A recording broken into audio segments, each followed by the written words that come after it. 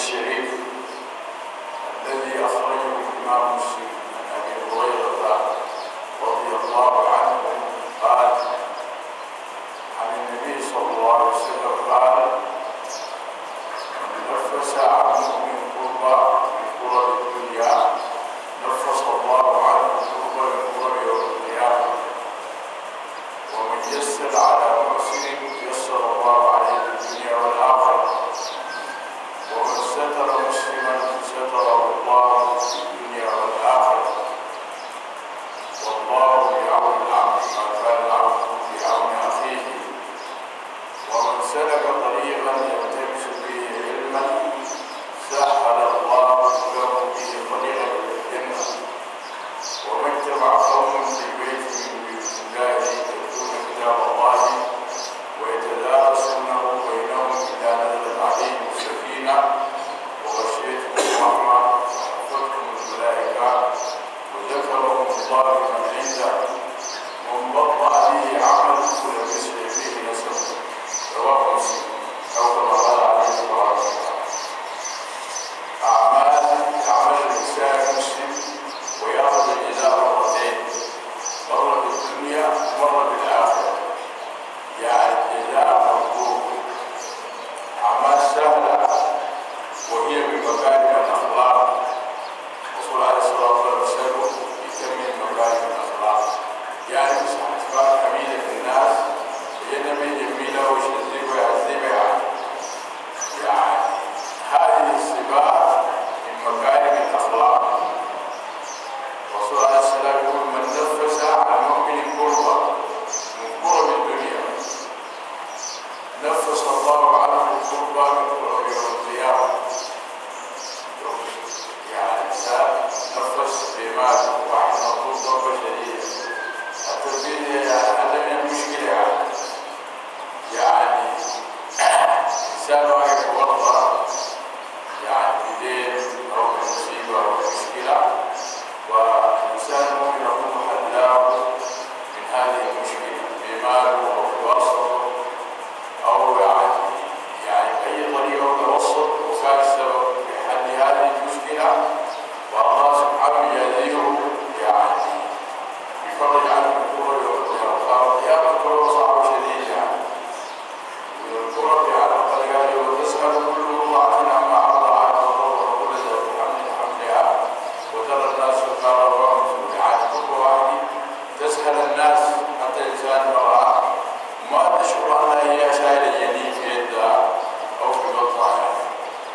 هي مسألة وصلت مرحلة بعيدة، الإنسان يكون عنه حتى المرأة جلالة يقعد الجنين ما تشعر به. كانت تسهل كل مرضعة عما أرضعت وتضع كل ذات حمل حملها، وترى الناس سكارى وهم سكارى، لأنه سكران ما يقدر الناس في كلامه وفي مشيه وما بيسبب. لذلك يعني هذا الوصف أو هذا التشبيه شبه الله الناس في يوم القيامة زي السكارى ماشي بالطريق، الواحد يمشي يمين شمال سير في الطريق وما بين يتكلم يخش مثلا وما يثبت الكلام في مشيه وكذا. لذلك يعني قال الإنسان يكون سبب في حل مشكلة ويفرج على أخوه المسلم. من نفس عن مؤمن كربا من كرب الدنيا نفس الله عنه كربا من كرب يوم القيامة. شوف التشبيه زي النبي عليه الصلاة والسلام شبه كان الإنسان ضعيف النفس شديد والواحد يشعر حلاه فلا يتنفس بصورة يعني مرتاح شوية، نفس كده يعني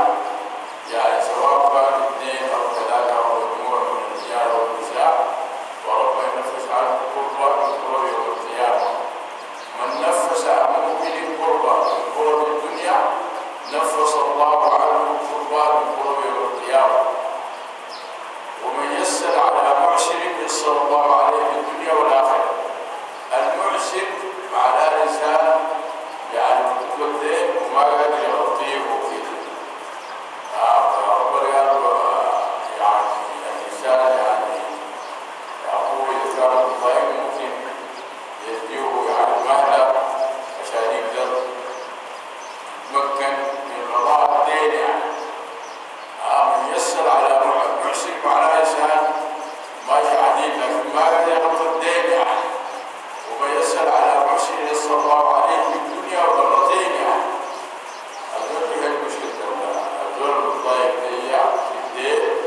قال ربنا يحمله في الدنيا والآخرة، ومن يسر على محسن يسر الله عليه في الدنيا والآخرة، ومن ستر مسلما ستره الله في الدنيا والآخرة. الإنسان كمان يعني في إنسان وقع في الخطأ، والإنسان ستر يعني في موضع ما يعرفه كل الناس يعني، هو شاهد وشاف وكذا، لكن ستر المسلم يعني قال ربنا يستر في الدنيا والآخرة. الإنسان محتاج للستر يعني يستر أوراده وربنا عارفين وكذا، ستر في الدنيا والآخرة. إذا مرتين شوفوا كل العمل الإنسان يعمله ربنا يجزيه مرتين. من نفس عن مؤمن كربا نفس الله على مؤمن كربا يوم القيامة، ومن ستر ومن يسر على محسن يسر الله عليه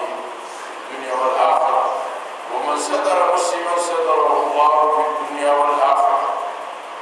والإنسان بشر على جايز يخطئ، بالإخبار الناس يخطئ يعني الخطأ وارد يعني، مثلا معصومين الأنبياء والملائكة، لكن كل ما دون الأنبياء والملائكة ممكن يخطئ يعني. وقال إذا شاف الإنسان في خطأ وفي موقع وكذا، وقال ما يجي شيء على الموقع يعني يقول فلان شكله كذا بيعمل، وقال الله يخليه يعني. يعني سيدنا عمر رضي الله عنه يعني مرة يتحسس على الأمة بالليل، بعدين واحد ياخذ له بقيلة ثانية وغزال يشرب ويتوع ويقول يقول وسيدنا عمر جاب بقيلة له هو يعني بدون ما يشرب ترجول به، فقال الراجل يا عبد والله انت ظننت الله يشوفك ولا حد يعلمك لكن الراجل ده عارف ليش طنطه، قام مفرق بدينه. وقال سيدنا عمر موجود الدنيا فرصة كمان، قال له جدا، قال له الأحيان ربنا ربنا يتردد ثلاثة، قال له كيف؟ قال له الأحيان ربنا قال ادخل البيوت من أبواب الفراغ شد الباب كلمت بيقول في واحد. الثانية ربنا قال تستأذن الحدود ثلاث مرات، بعد يقول لك تفضل حتى تدخل، صح؟ قال ايه؟ وبعدين قال ربنا قال ولا تجسسوا، انت كيف انت اللي قاعد جوا ومعي بدال وكبيرة وكذا. وقام سيدنا عمر قال ليه لو بعيد عنك خلاص، قال لي جدا. سيدنا عمر قال انا استغفر الله ولما كنت لحقين بها انا هو السادة ودق الباب والناس يقولوا الحاجة عن النظر وكذا، مش هيقول لك برافو هذا الكلام 100%، ما انت بشر لازم تخطئ. سيدنا عمر قبل الراجل ده خطلت لا هذه قال لي اذن انت ما تشد في الجن،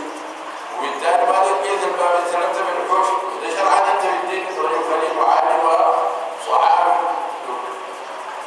حتى الجمال بياخذ وظيفتهم ناس فقراء كبار جدا يعني، لكن الشهوه غلباهم. سيدنا عمر قام عفى عنه وسافروا والراجل قام تاب بعد 3 سنين في الخلافه، ولما يتكلم سيدنا عمر في قضايا الفرديه قال له والله انا من ذلك اليوم ما اخذت كاس في ختمه داخل الله. سيدنا عمر قال له صديق وانا ما حكيت لاي زول الشاهد من كلام ده الست يعني قال لها لا ذكرت لاي زول كنت لقى بطل بالليل ولا كذا ولا كذا. جاء عشان يحفظ اسرار الامه يعني الناس المسلمين بالليل ديت من الامه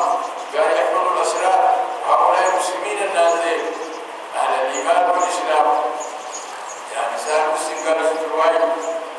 قالوا كلمه لا اله الا الله دي عملتها بين كبير جدا يعني مهما قال ابو يعني شوف. لذلك يعني في هذا الحديث الرسول عليه الصلاه والسلام قال من ستر مسلما ستره الله في الدنيا والاخره، يستر مرتين في الدنيا وفي الاخره.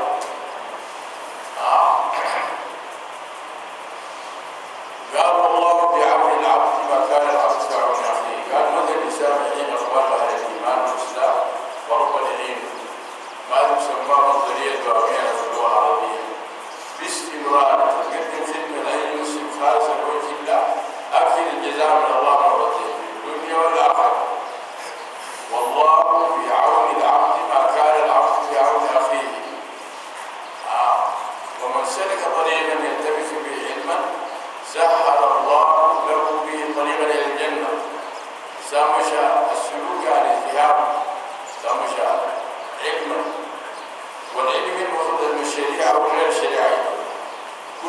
من الأمة. يعني سابا شيء العلم ليس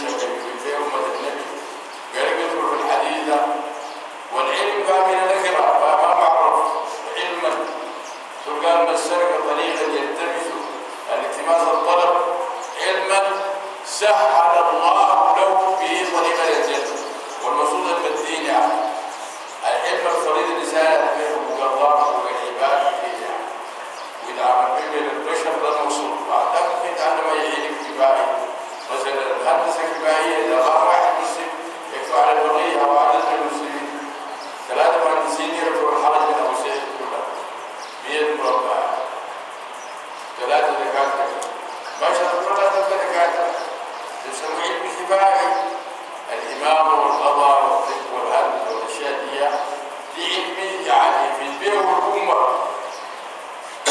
لكن العلم الشخصي الإنسان يعرف بأوامر الله هذا علم فرض على كل إنسان فرض عين يعني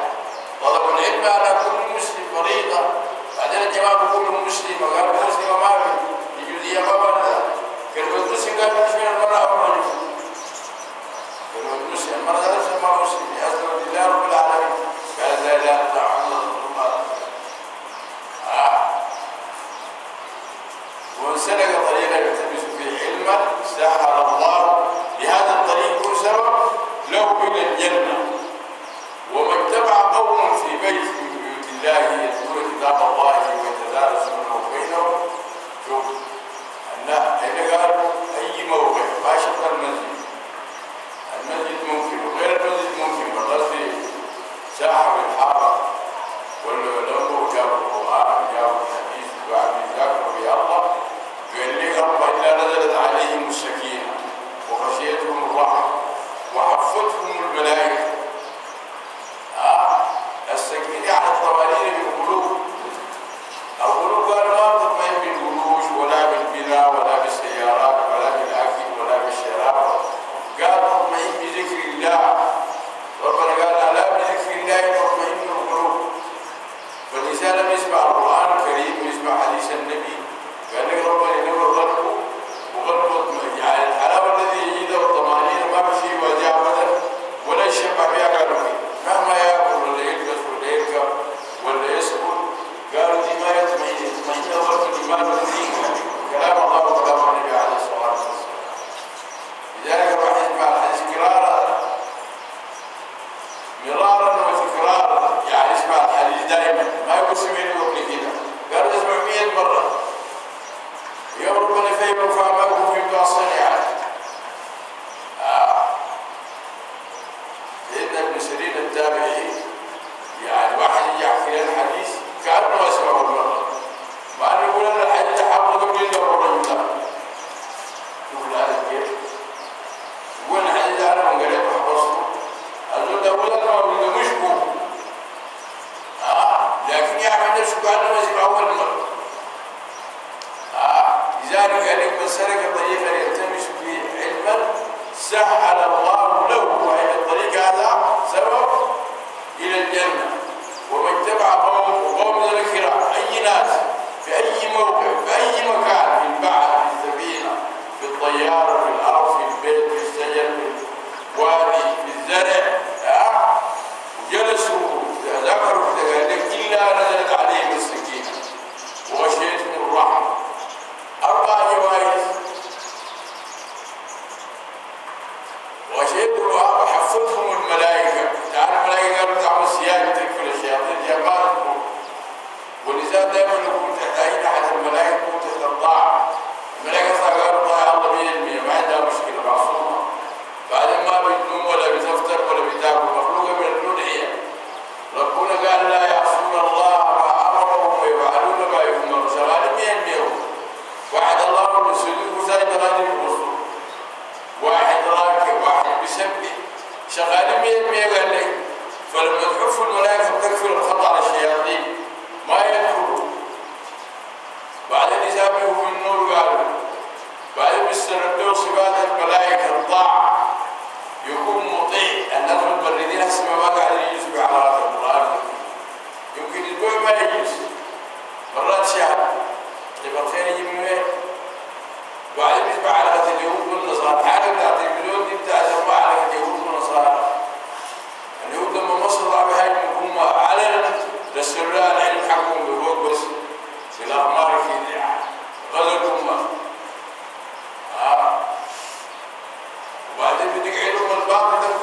وبيشرف كل الناس تلقى غطس المعارف وين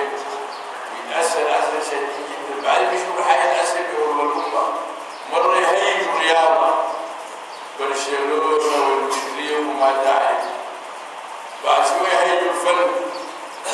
بعد شوية يجيبوا الأذياء يقول لك ما بعرف الأذياء اسمه إيه كده بنطلون كده بتاع كل ده يا أخي هذه شغل جدهم في باطن من ضيع شغالين شغل شديد يعني شغل شديد. أنا مزاري ضمن الأمة دي ربنا سماهم ضالين مغضوب عليهم شغالين ضد الأمة المسلمين وغير المسلمين. أصل غير المسلمين بالمطير بالله يعني أصل باطل باية لكن بيتعلم بالمسلمين وبالمسلمين بيتعلم بالعرب لأنهم يعرفوا العرب الزيادة وصيحوا يعني يخلوا فيغطسوا العرب لما يضيعوا لك يقولوا لنا اليوم كله يجي من الصباح الساعة 7 وجي الساعة 4 الناوي الأكل فتح الجيعان مش النادي الكورة بتاع ينام الصباح قام يلبسوا لك بنطلون زي ما داري جنس من معارف بتاعه برنامج ثابت شغل بتاع يوم ما يعرف عن سنة النبي أي حاجة حتى يستحي من الإمامة معنى دي السنة النبي صلى الله عليه وسلم دي سماها تاج الأمة تاج المسلمين. لا يمكن الطاقية ذيك والبرنيطة ما لبس هذا مش حاجة ما لبس الرسول. وفي أحد قوم تلبس السنة إمام من دولة آسيا وبعدين في جنرال كبير جدا ضابط طيب عمل محادثة للسلاح وكذا وجي السيارة العلماء والبرنامج الروسي وكذا قالوا لي جدا ما تعمل ذي بحق مدير وسنين أسيب لك بيضي حاجة كبارة كذا طعمية ما تعمل مضيحة كفار وسنين ما قاعد يتابع وقالوا لي نمسك ما نخليهم تنفذ السنة الحكمة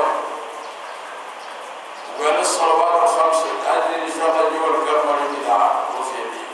وصلي فيه لما يبقى هذا التوجيه لما جاء المطار الجماعة لابسين بيجيبوا ليش ما يعني انت ما تبين؟ انه ما تبين؟ انه ما في روسيا معاكم وليش من ذي يا اخي؟ نحن ماشيين روسيا موسكو وقالوا موسكو ذاك الناس يعني ايش موسكو؟ فكروا من الضربات قالوا مش من ذي المحل ثاني بقى عليكم ويمكن لم يقولوا حسب موجات الحكومة لما جاء المطار نزلوا ليش علينا بيجيبوا الكلام اللغة السنة حقهم يعني بعدين يعني شانوا عربات الحبش في عربات فرح فيها كوبين جواز جديدا وجرب ركبوا بكازم الشينا في عربات بتاعت سينا النص لكن دي بتاعت بعدين يجوا بتوع العربية هذا وصلوا يعني وصلوا ويعصوا وصلوا بعدين لما جاءت المحادثة قالوا له الجنرال هذا يوقع وقالوا له طيب تبين مركون يعني بعدين لما جابوا له الطعام قالوا انا بقابل في الدنيا ولا والله قالوا انا دي بس خاص من الاسلام انا مسلم باكل على ديني وكذا بس البيت كذا نسلكوه وبتاع وهو ده ما بفكر منه لأنه لازم يقع الصفقة بتاعت الدولارات فقام رجال وقام رجال المطار ركبوا قدامه الآخر واحد كانوا متبطجين دول أصلا لكن ما ترك العلم ولا السنة ولا أي حاجة ولا وعيد الصلاة يصلوا بالوقت إن شاء الله من جلسة يقول واحد أنا مش أصلي لما دي بيعرفوا كده المسلمين يؤدي الحق المسلمين مش بعد يدخل البحر الابيض مش يروح خلاص بيروح هناك يلتقي وصل مرحله ما راح ترك سنه نبيه ترك دينه وما ينفع يلبس بها ما يدخل البلد بتاعت الجماعه دي الكرفين تصلي يبغى يلبس السنه باي حاجه قال لك شهرين جماعه في امريكا أمريكا بعد المفهوم تاخذ بالمعنى كيف ستترك السنة لكن يودع عالم شاطر سعودي غير البلاد وننزل له طيارات وجابوا لهم يهود يعلمون ترك السنة يقول لك تاخذ بالمعنى كده بعدين تكون شجاع عالم تقعد مع البيت كده ده في ديننا والكلام ده وش يعني تقعد مع البيت وإذا أنت عندك يعني تقعد مع البيت ترى يتعلمون قالوا يعلمون السنة ده معلوم ترك السنة والود عالم يغير التهذيب كل الهناجحية كل المستقيم بالسنة لما هبطوا المطار بتاع جدة كانوا لابسين عمايل لابسين السنة ولابسين جلابيب ويجوا بناطيل جو راجعين بسنة النبي محمد لكن الرابع واحد في محل الشيطان ده الشيطان ده مسلط برمودا قالوا لسه ساكن هناك كل الجيل هناك قبائل كلها في البلد مسلط ده لا حس اليهود ما قاعدين يعرفوا المعلومة الحاصلة المدرسة لسه رسوم الأبطال والشياطين بقطيعات الرواية وكذا لذلك النبي قال عليه الصلاة والسلام اجتمع قوم في بيت يتلون كتاب الله ويتدارسونه بينهم والمدارسة على تفسيره والتجويد أو بأي علم يتعلق بالقرآن إلا نزلت عليهم السكينة الطمأنينة وغشيتهم الرحمة وحفتهم الملائكة وذكرهم الله بمن عنده. قال لك ربنا يذكرك بالاسم لا قريب في بس الوالد القرآن تلقى قالوا ذكرك ولا اسمه معاذ المهتم قال فلان الفلاني ارتاح الناس يسمعوا لا يجوز الاستماع وكتبوه في الصورة ده بيذكرك يقول ذلك يقول لك شوف فلان وفلان يهزم بالعالم في قرآن رب العالمين من شر العالمين قال من بطأ به عمله لم يسرع به نسبه يعني أحسن لك تأخر في دينك قال لك نسبه ما بغطي ومن بطأ به عمله لم يسرع به نسبه والعقل يوم كثير جدا. الحارث بن هشام أخو جهل الكبير دعم النبي عليه الصلاة والسلام في خلافة سيدنا عمر يخشين ثلاثة سهيل والحارث وأبو سفيان وقابل الرفيلة الحاجب قال سيدنا عمر الباب في كوسي الجبار طول وراء المهاجرين وفود ثلاثة كبار قريش إذا قالت خليت مهاجرين دخل خباب ودخل سويعة بلال الجمال ديل قبلوا الدين على زهرهم بعدين دخل الجمال قال إليك يا سهيل إليك لما نقربوا الأبواب بس فيها كم سبب أنا يا أخي نحن أولاد العرب عمر يتهيني جنب الأبواب قرب القربان الجماعة دي جرق يا وعندنا بسم الله الجماعة موهومين بتقول ناس بالبار وبردين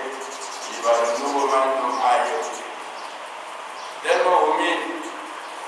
والله يا ابو الغياب عندك دين كان بإيده ممكن الرسول تروح فيها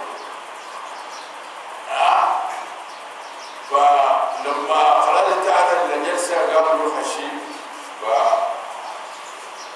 قاموا في هذا السنة يا عمر احنا اخوان وانت عارف من في العرب يعني قال لي انا تميم العرب انت بعد وقت اخرت وضعنا لي حاجه مصاحبه يجي شيء بقى اصفر ما بغلط ده سيدنا عمر قال لك قام الحالة قال يا عمر كده ورينا عشان نلحق الناس دي يعني ممكن نلحقهم قالوا جدا وانت تموت في سبيل الله ترى تجارب سبيل ربنا والموت في الحدود بعدين ربنا يلحقهم فطلعوا الثلاثة الحالة دي لما طلع الحلة كلها بكت رجال على النسوان حتى البنات الأبكار بكت لأنه يبقى خير الأسرة كلها كل أعمام وخوال وأسرة بارك دي بكرم شديد ويجوا لحق عليهم كده لما مرت ساق الناقة بتاعهم شد وشد وطالع كلهم يجحي الليل ما تجيبوا قال له والله نحن على ما طالع شديد انتوا حبيبوا على أسرتكم وانتوا حبوا الناس بالنسبة لي وبعدين قال لهم ده أفضل معاد في الأرض لكن احنا دخلنا الدنيا والإسلام نزل والجماعة اللي نتكدر احنا دانين يوم القيامة بين ضيونا قدام الرسول احنا دخلنا قال لما سلم مع 20 سنة جماعة اللي تحجوا مع الرسول جاهدوا وزاروا